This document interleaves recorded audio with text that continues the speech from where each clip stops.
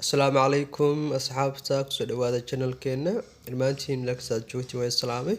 المانتو حنقاد دونا إن شاء الله بروفيبس مهمايو إنجليش سومالي لو بدريو بروفيبس إنجليش تو Somali ومهمايو إنجليش سومالي لو بدريو A grown man should not be to go away but should be shown the best way to do it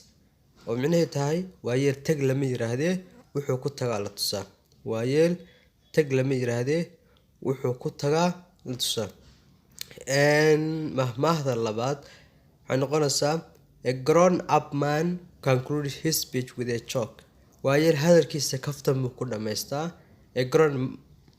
up man concludes his speech with a joke waayeel hadalkiisa kaftan buu ku dhamaystaa saddexaad waxay noqon doontaa insha allah an enemy should be treated to fresh milk an enemy should be treated to fresh milk cadowgaaga caano mac baa la siistaa su-aasha mahmaahda afraad bear should be shown a bird garh baa la tusaa bear should be shown a bird garh baa la tusaa mahmaahda shanaad insha allah waxay noqon doontaa a wet man is no afraid of water nin qoyani biyo iskama dhowro a wet man is no afraid of water nin qoyani biyo iskama dhowro marka asxaabta insha allah sii socon doonaan channelkeen haddaa ku cusub tihiin subscribe like and share